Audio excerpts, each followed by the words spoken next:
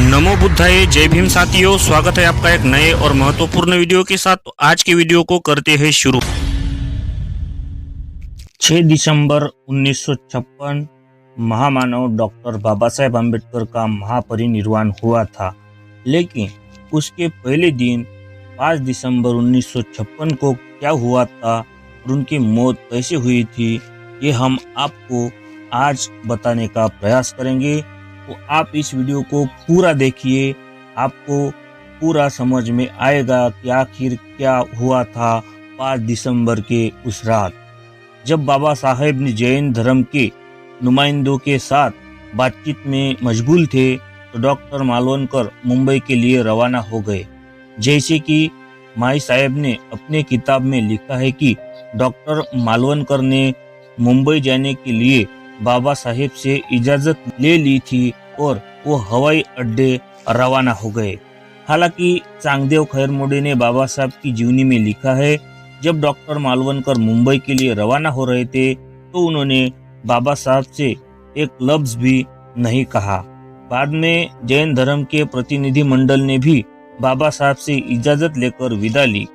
बाबा साहब ने उनसे कहा कि अगले दिन 6 दिसंबर के दिन मेरे सचिव से शाम का वक्त ले लेना, फिर हम बात करेंगे।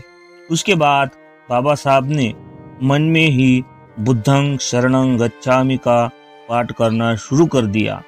माई साहब लिखती है कि जब भी बाबा साहब बेहद अच्छे मूड में हुआ करते थे तो वो बुद्ध वंदना और कबीर के दोहे पढ़ा करते थे।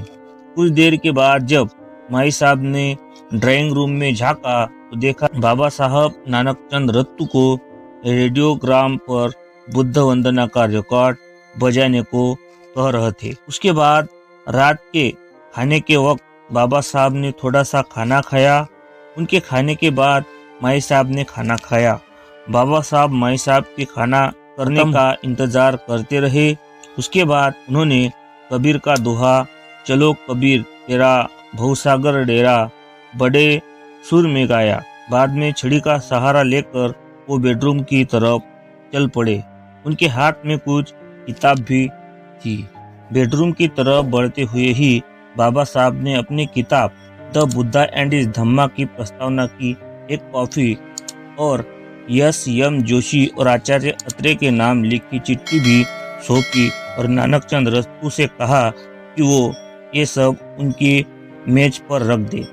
अपना काम खत्म करने के बाद नानकचंद रत्तू भी अपने घर चले गए। माई साहब अपना काम ने रसोई घर चली गई। जैसा कि माई साहब ने अपनी आत्मकथा में लिखा है कि बाबा साहब को देर रात तक लिखने पढ़ने की आदत थी। अगर वो रम जाते तो सारी रात पढ़ते लिखते रहा करते थे। लेकिन माई साहब अपनी जीवनी में लिखती है कि 5 दिसंबर की रात नानकचंद रत्तू के अपने घर रवाना होने के बाद बाबा साहब ने द बुद्धा एंड हिज धम्मा की प्रस्तावना में फिर से बदलाव किया। इसके बाद उन्होंने एस एम जोशी को आचार्य प्रहलाद केशव अत्रे के अलावा ब्राह्मी सरकार के नाम लिखी अपनी चिट्ठियों पर भी फिर एक नजर डाली। उसके बाद वो रोजमर्रा के उलट 11:30 बजे ही सोने चले गए। उस रात के बारे में बहुत जज्बाती होते हुए माई साहब ने लिखा है कि 5 दिसंबर की रात बाबा साहेब की जिंदगी की आखिरी रात साबित हुई।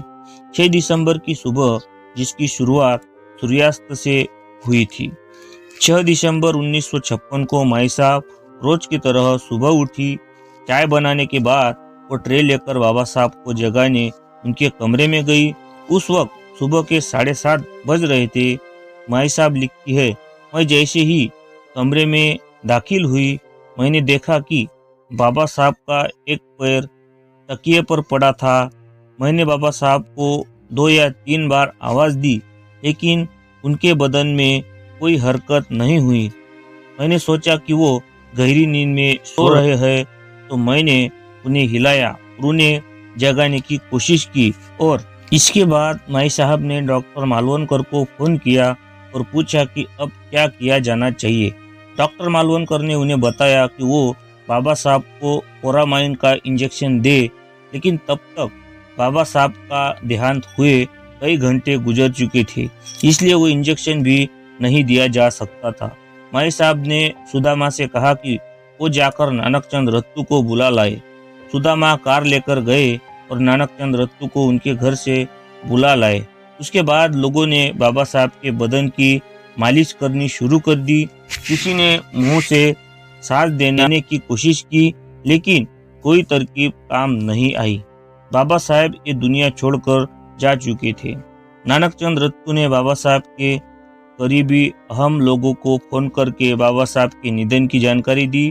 फिर नानकचंद रत्तू ने सरकार के विभागों, press trust of India, UNI और आकाशवाणी के केंद्र को भी फोन करके बाबा साहब के निधन की सूचना दी। बाबा साहब के निधन की खबर जंगल में लगी आग की तरह फैल गई। उनके देहांत की खबर सुनकर देश भर में उनके समर्थकों सदमे में आ गए। हजारों लोग एक साथ दिल्ली के 26 अलीपुर रोड बंगले की ओर रवाना हो गए। चांगदेव खैर मोड़े अपनी आत्मकथा में लिखती है, माई साहब जिद कर रही थी कि बाबा साहब का अंतिम संस्कार सारनाथ में किया जाए। हालांकि अपनी आत्मकथा में माई साहब ने लिखा है कि उन्होंने बाबा साहब का अंतिम संस्कार मुंबई में करने के लिए कहा था, लेकिन बाद में यही तय हुआ कि बाबा साहब का अंतिम संस्कार मुंबई में किया जाए। इसके बाद 26 अलीपुर रोड के बंगले पर प्रधानमंत्री जवाहरलाल नेहरू और केंद्र सरकार के और मंत्री, संसद के दोनों सदनों के सांसद और बाबा साहेब के अनुयायी जमा होने लगे। बाबा साहब के पार्थिव शरीर को बम्बई ले जाने के लिए जगजीवन राम ने एक विमान की व्यवस्था की और उसके बाद बाबा साहब का पार्थिव शरीर नागपुर होते हुए बम्बई ले जाया गया। फिर बम्बई में अभूतपूर्व अंतिम संस्कार किए गए। उस अंतिम संस्कार में बहुत बड़ा जन समुदाय था और अपने बाबा साहब को अंतिम विदाई दे रहा था और अपने बाबा साहब की आखिरी भेंट सारा दलित समाज और पूरा देश ले रहा था। तो दोस्तों, आज का ये बाबा साहब का अंतिम 6 दिसंबर का वीडियो आपको कैसा लगा? वीडियो अगर ये अच्छा लगा हो तो वीडियो को ज़्यादा से ज़्यादा शेयर करें, लाइक करें, चैनल पे नए हैं तो सब्सक्राइब करें। नमो बुद्धाय, जय भीम।